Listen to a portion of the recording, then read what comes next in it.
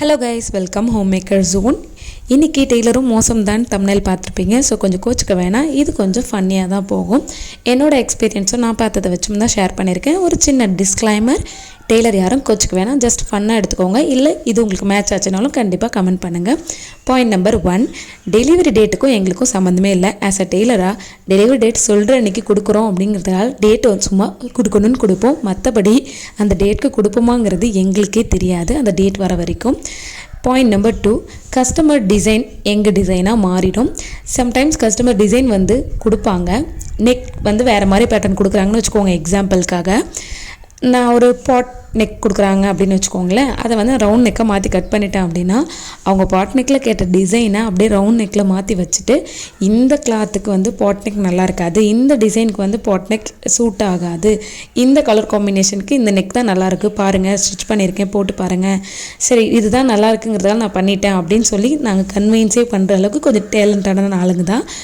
Point number 3, measurement miss பண்ணிடுவோம். எப்படி வந்து கஸ்டமர் நம்ம நம்பர் வச்சுட்டு கால் பண்ணி டார்ச்சர் பண்ணிகிட்ருக்காங்களோ அந்த மாதிரி ஆஸ் யூஷுவல் வில்லேஜுங்கிறதால சொல்கிறேன் நான். என்கிட்ட வந்து கஸ்டமர் பக்கத்தில் தான் இருப்பாங்க அதிகபட்சம்.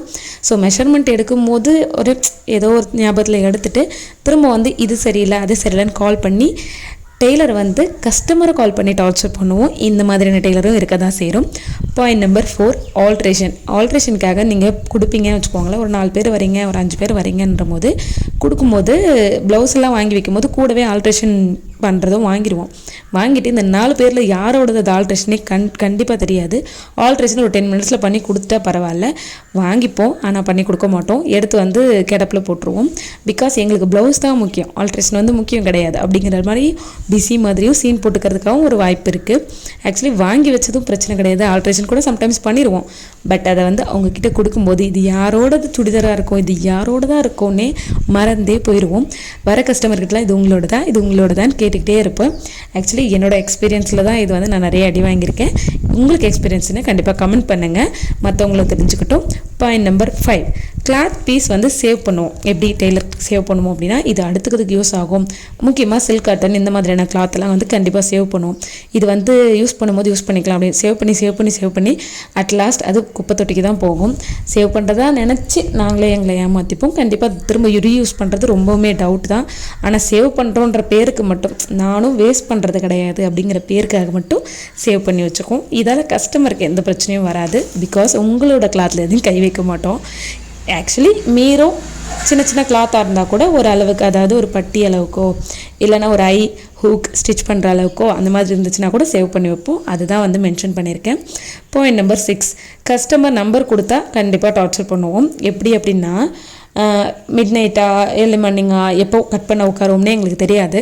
கட் பண்ண உட்காந்துட்டு, அதாவது மெஷர்மெண்ட் கொடுத்துருப்பீங்க, எல்லாமே கொடுத்துருப்பீங்க, நோட் பண்ணி நம்பர் வாங்கியிருப்போம். ஆனால் கட் பண்ணும்போது டவுட் வந்துடும். ஒருவேளை இந்த நெக்ஸ்ட் சொன்னாங்களா, ஒருவேளை இந்த ஆல்ட்ரேஷன் சொன்னாங்களா, எல்லாத்தையும் நோட் பண்ணாலும் அகெயின் ஒன் டைம் கால் பண்ணி டார்ச்சர் பண்ணுவோம்.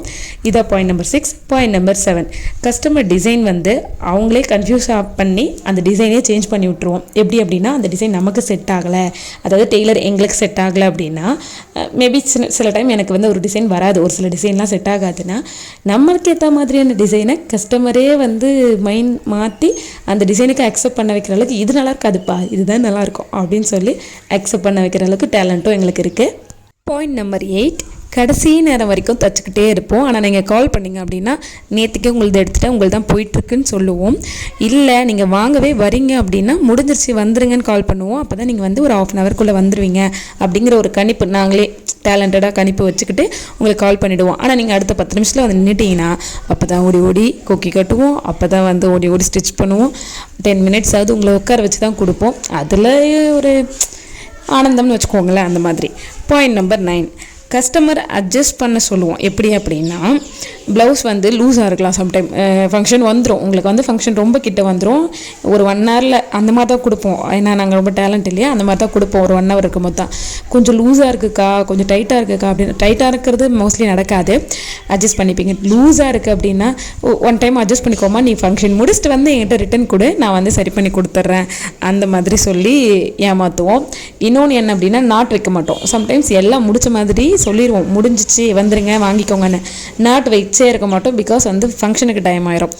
அதுவும் எனக்கெல்லாம் பக்கத்தில் இருக்கவங்க அதிகமாக கொடுக்கறதால இந்த மாதிரியான சம்பவம் நிறைய நடந்திருக்கு. நீங்கள் என்ன பண்ணுங்கள், இந்த ஃபங்க்ஷனுக்கு போய் போட்டுட்டு வந்துருங்க, அதுக்கப்புறமா நான் நாட்டு வந்து உங்களுக்கு வச்சு தரேன் அந்த மாதிரி சொல்லி ரிட்டன் அமுச்சுட்டு ஃபங்க்ஷன் முடிஞ்சதுக்கப்புறமா வந்து நாட்டு வச்ச சம்பவம்லாம் இருக்குது.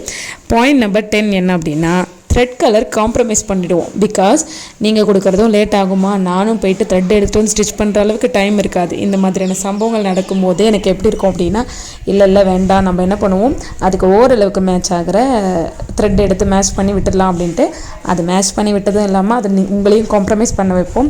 பிகாஸ் டைம் இல்லை, நான் போய் வாங்கிட்டு வர முடியாது, நீங்கள் வந்து இது ஓகே தான், இந்த கலர் ஓகேவான்னு பாருங்கன்னு சொல்லி ரொம்ப நியாயமாக இருக்க மாதிரி உங்கள் எதிரவே அந்த கலர் காட்டி இது ஓகேவா வச்சு பண்ணிடுவான்னு சொல்லி உங்களே காம்ப்ரமைஸ் பண்ணி ஸ்டிச் பண்ண வச்சுருவோம். இந்த 10 பாயிண்ட்ஸில் உங்களுக்கு டெய்லராகவும் சரி கஸ்டமராகவும் சரி எத்தனை இடத்துல இந்த 10 பாயிண்ட்ஸில் ஏதாவது ஒரு பாயிண்ட் வந்து உங்களுக்கு சூட் ஆகுதுன்னு கண்டிப்பாக கீழே கமெண்ட் பண்ணுங்கள். பிகாஸ் இங்கே நிறைய கஸ்டமர் நிறைய சம்பவம் பண்ணுவாங்க. நிறைய கிளாத்தில் வந்து தப்பாக கொடுப்பாங்க, என்னென்னவோ சேஞ்ச் பண்ணி விட்டுருவாங்க. டிசைன் நம்மக்கிட்ட ஒன்று சொல்லிவிட்டு அவங்க ஒரு டிசைன் வந்து சொன்னதாக சொல்லி காசு கம்மி பண்ணி வாங்கலான்னு நிறைய நடந்திருக்கும். பட் டெய்லராக வந்து உண்மையாகவே ஆஸ் அ டெய்லராக சில வந்து சொதப்பல்கள், சில சேட்டைகள், சில அட்ராசிட்டிஸ் இதெல்லாம் நடக்குது. இதை வந்து உங்ககிட்ட சொல்லணும், ஷேர் பண்ணணும் அப்படிங்கிறதுக்காக தான் இந்த வீடியோ போட்டிருந்தேன். நீங்கள் நிறைய வந்து டெய்லர்கிட்டையும் நிறைய சொதப்பல் வந்து அனுபவிச்சிருப்பீங்க. டெய்லர்கிட்ட அனுபவிச்சவங்களும் கமெண்ட் பண்ணுங்கள். டெய்லராக நீங்கள் வந்து எத்தனை இடத்துல இந்த மாதிரி சின்ன சின்ன விஷயம் ஏமாற்றிருக்கீங்கன்னு கண்டிப்பாக லாயலாக வந்து கமெண்ட் பண்ணுங்கள். பிகாஸ் யாருமே எடுத்த உடனே டெய்லர் நல்ல டெய்லர் ஆகிட முடியாது. பிகினிங்கில் ஏகப்பட்ட ப்ராப்ளம் வரும், ஏகப்பட்டது மறந்துடுவோம். எந்த மாதிரி மெயின்டைன் பண்ணணும், அதாவது கஸ்டமர்ஸ் கொடுக்குறத எப்படி மெயின்டைன் பண்ணணும், எப்படி அரேஞ்ச் பண்ணணும், எந்த மாதிரி கரெக்டாக வந்து ஃபாலோ பண்ணி ஸ்டிச் பண்ணணும், எதை வந்து கொடுக்கணும் ஃபஸ்ட்டு, இந்த மாதிரி நிறைய விஷயங்கள் வந்து பிகினிங்கில் தெரியாது. அமௌண்ட்டு கூட எவ்வளோ அமௌண்ட்டு கொடுக்கணுங்கிறதும் தெரியாது. அந்த மாதிரியான கன்ஃபியூஷன்ஸில் நம்ம என்ன பண்ணுவோன்னா இந்த மாதிரி நிறைய சொதப்பல் நடக்கும். ஆக்சுவலி இந்த சொதப்பல்ஸு கம்மி தான், இதை விட நிறைய டீப்பாக நிறைய இருக்குது. நான் அடுத்து வர வீடியோஸில் நிறைய போடுறேன். கஸ்டமர்ஸ் பண்ணுற சம்பவம் மட்டும்தான் அதிகமாக வெளியே வருது. டெய்லர்ஸ் பண்ணுறதோ இல்லை டெய்லர் பண்ணுற கொடுமை கூட இருக்குது நிறையது. அது வந்து ஒரு சில டெய்லர் மட்டும் தான் அப்படி பண்ணுவாங்க. எல்லா டெய்லரையும் நான் குறை சொல்லவும் விரும்பலை, எல்லா கஸ்டமரையும் குறை சொல்லவும் விரும்பலை. டெய்லர்ஸும் இதெல்லாம் செய்கிறாங்க, கஸ்டமர்ஸும் இந்த மாதிரியெல்லாம் பண்ணுறாங்கங்கிறது எல்லாருக்குமே தெரியணும். உங்களுக்கு தெரிஞ்சது இல்லை நீங்கள் போய் பட்டது அதெல்லாம் வந்து கண்டிப்பாக ஷேர் பண்ணணுன்னா ஷேர் பண்ணுங்கள். எல்லா டெய்லரும் இங்கே எப்படியாவது கஷ்டப்பட்டு உங்களுக்கு அந்த டேக்கு டெலிவரி பண்ணிடணும் அப்படிங்கிறது போராடவுமே தவிர இந்த மாதிரி சின்ன சொதப்பல்ஸ் இருந்தால் கூட உங்களுக்கு நீங்கள் விருப்பப்பட்ட மாதிரியான ப்ளவுஸ் உங்கள்கிட்ட வந்து சேரவே தான் திரும்ப அதே டெய்லர்கிட்ட கொண்டு போய் நீங்கள் கொடுப்பீங்க. என்னதான் சொதப்பினாலும் அந்த டெய்லர் தான் செட் ஆகுது அப்படின்னு ஒரு சில டெய்லரும் இருப்பாங்க. அந்த மாதிரி உங்களுக்கு இருந்தாலும் இல்லைப்பா அவங்க கொஞ்சம் ஜென்யூனாக தான் காசு கம்மியாக தான் வாங்குவாங்க, ஓரளவுக்கு நல்லா தான் டெய்லரிங் பண்ணுவாங்க, எனக்கு அந்த டெய்லரை பிடிக்கும் அப்படிங்கிற மாதிரியும் வருஷக்கணக்காக நீங்கள் சில பேர் டெய்லர்கிட்ட வந்து சில சொதப்பல் தெரிஞ்சே கூட கொடுப்பீங்க. அந்த மாதிரி செட்டாக இருக்கும். அந்த மாதிரி இருந்தாலும் நீங்கள் கண்டிப்பாக கமெண்ட் பண்ணுங்கள். இதுக்கப்புறம் வேறு ஏதாவது புதுசாக டிஃப்ரெண்ட்டாக ஏதாவது பேசணும் இல்லைனா வேறு எதை பற்றியாவது தெரிஞ்சுக்கணுன்னா கீழே கமெண்ட் பண்ணுங்கள். நான் அதை பற்றியுமே கண்டிப்பாக ஷேர் பண்ணுறேன். இனி வரும் வீடியோஸில் வந்து டெய்லர் கிளாஸஸ் வந்து ஷார்ட்ஸில் போடலான்னு இருக்கேன். ஃபாலோ பண்ணி அதை கண்டினியூ பண்ணி பார்க்குறவங்க யூஸ் பண்ணிக்கலாம். பிகாஸ் சேவ் பண்ணி வச்சுருந்து நீங்கள் வந்து காசு கட்டி அதுக்கப்புறம் போய் கற்றுக்காமல் போகலாம். பட் வீடியோஸ் பார்த்து கற்றுக்கிட்டிங்க அப்படின்னா ஓனாக ஒரு ப்ளவுஸாவது ஸ்டிச் பண்ணுற அளவுக்கு கொஞ்சம் தெரிஞ்சிருந்தாலே போதும், யூஸ் பண்ணிக்கலாம்.